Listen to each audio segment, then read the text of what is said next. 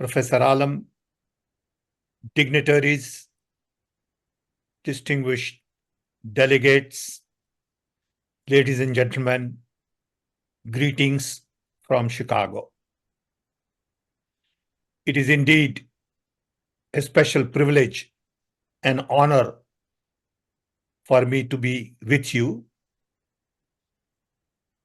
I want to compliment Institute of Objective Studies for organizing this great event on war, politics, and peace in the globalized world.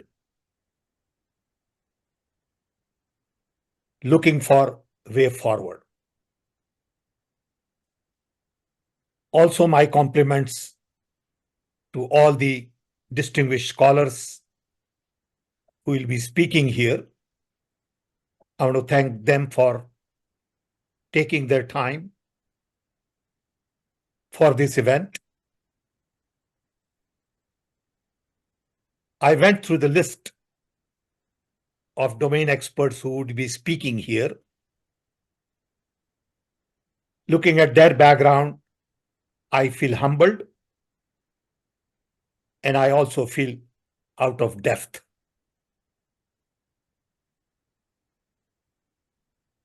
You all have a lot to contribute,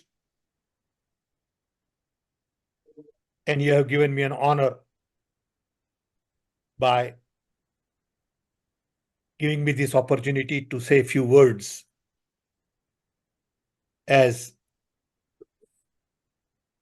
your inaugural address. Based on my own experiences, mainly in the US and in India, I would like to make 10 very simple points. And hopefully, some of these points will help you in a broader conversation going forward.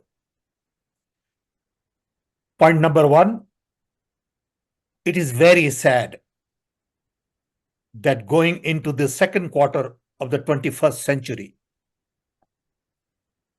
we have 20 wars going on in the world today. Two major wars are getting a lot of global attention today. One in Ukraine, in the heartland of Europe, and two between Israel and Palestine in the Middle East. In both of these wars, millions have been displaced, tens of thousands of innocent people have been killed, little children, women, for no fault of theirs, are not only killed, but left without their homes, without their schools.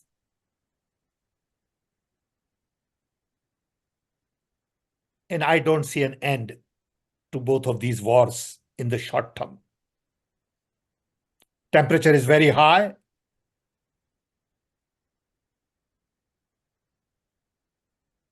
And I see a reason to escalate these wars.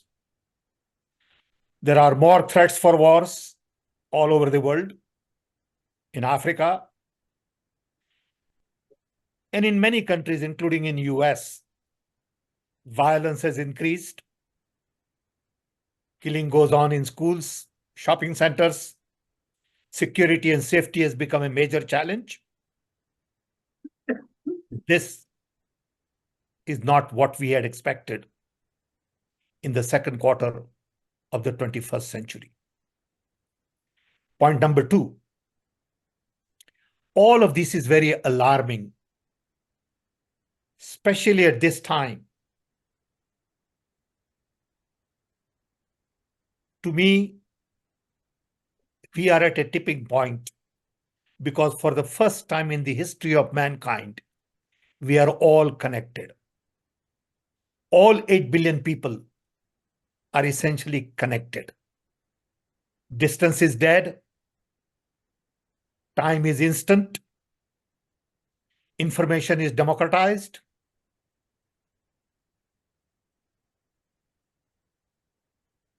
Implementation is decentralized. Services are being demonetized.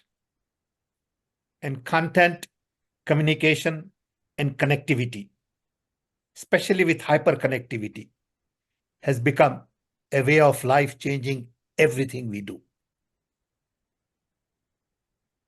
On the horizon, there is artificial intelligence, which is going to change everything that we do today. It is going to change our governance, financial systems, business, manufacturing, retail, education, health. Nothing that we know of today will not have significant impact on humanity going forward because of hyperconnectivity and artificial intelligence. So the key question in my mind is, can we use these technologies to take humanity to the next level?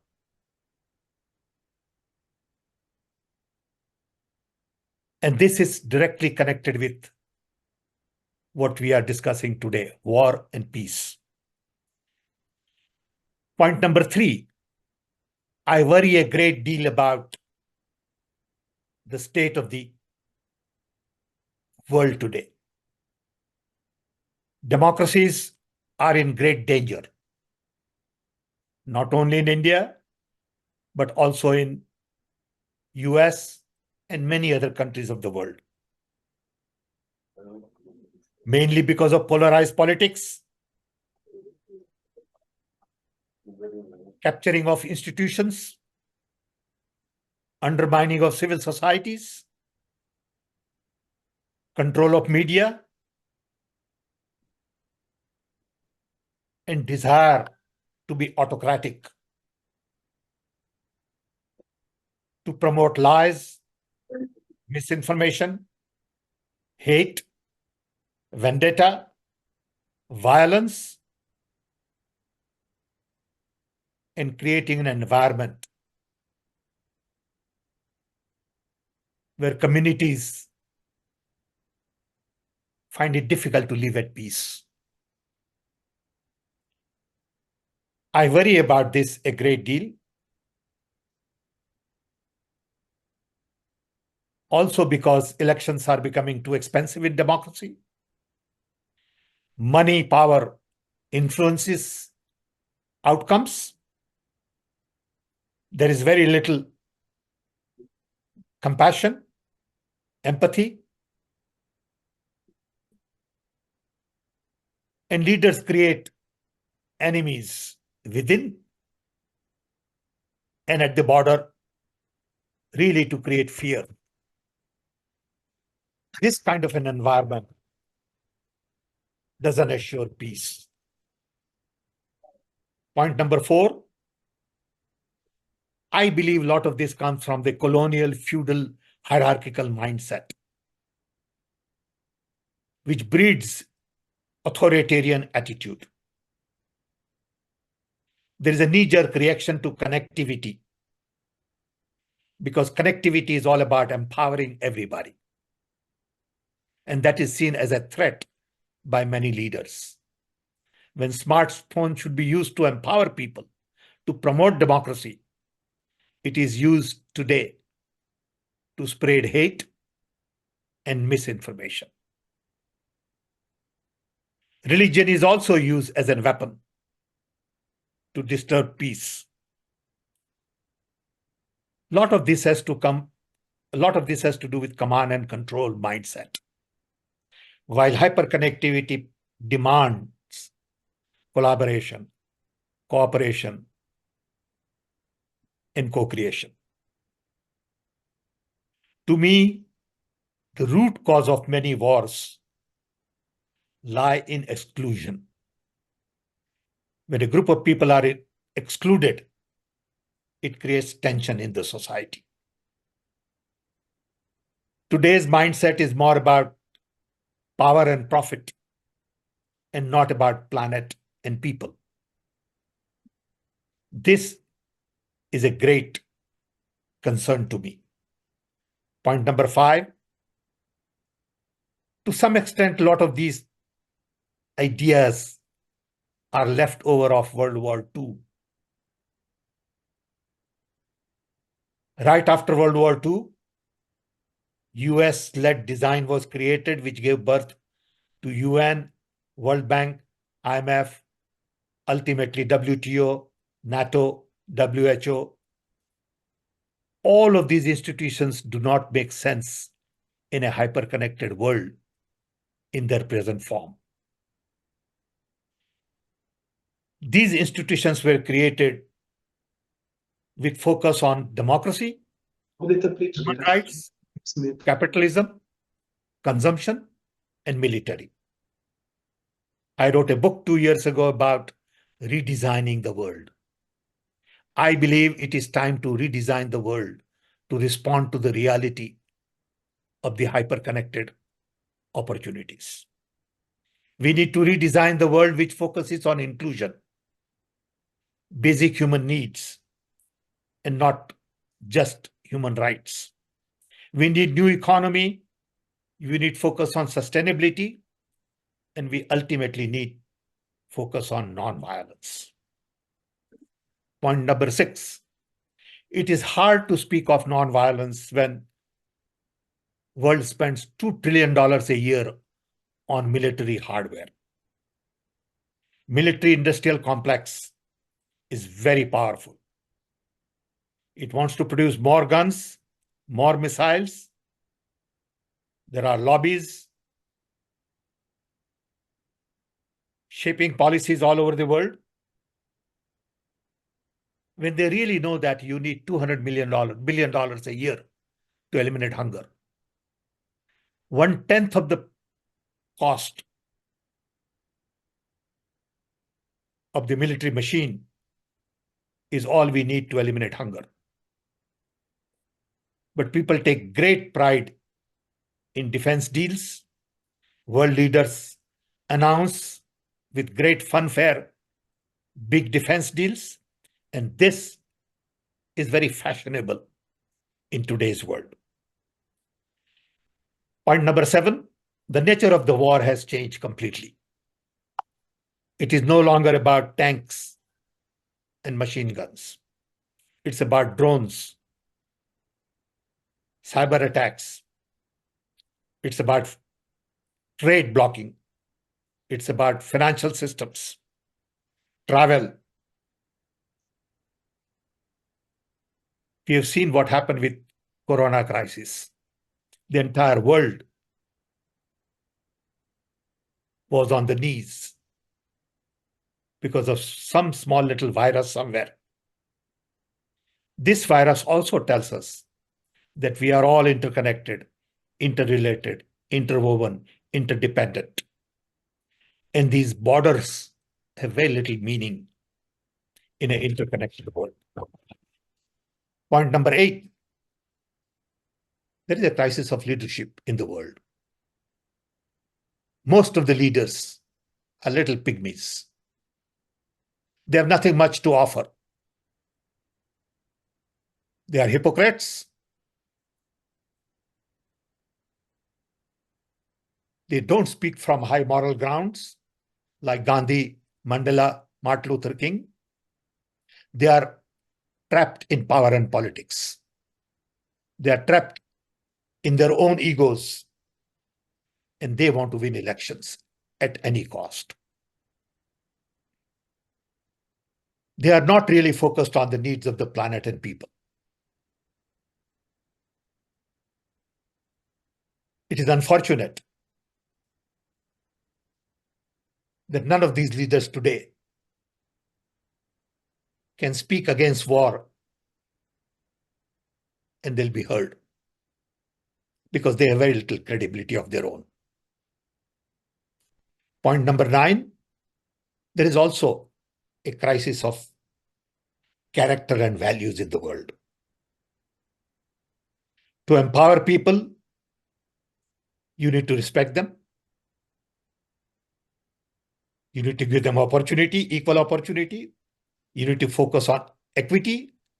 You need to celebrate diversity, diversity in religion, race, color, caste, language, regions, customs. To empower people, we need to provide freedom, justice, equity, truth, trust, love. Unfortunately, there is very little conversation on these issues nowadays. There are platforms for freedom, democracy, diversity, non-violence, but these things get very little attention. And final point number 10, the real war is all about climate control, global warming, environmental blunders, hunger, poverty, homelessness, ignorance, education, health, homeless people, housing, crime, safety, security. All of these things are rooted in humanity, human values. Unfortunately, we are all trapped, especially in India nowadays, in what is going on in other parts of the world. We are all trapped in religion. And we don't realize that humanity has to be ahead of religion. These are complex issues. Wars are the result of inequality, injustice. And unless and until we begin to understand the real needs of the people, especially at the bottom of the economic pyramid, underprivileged, those who are suffering, wars will continue. I hope you all get a chance today to discuss some more on these issues. I look at world a little differently based on technology, hyperconnectivity, AI, and I see tremendous opportunities for development. But I worry that a lot of these technologies are going to be hijacked by military industrial complex. And some of these technologies would be misused unless and until people like us stand up for the human values. I wish you all the best. I want to once again thank you for giving me this opportunity. And I hope to be a part of your journey. Thank you.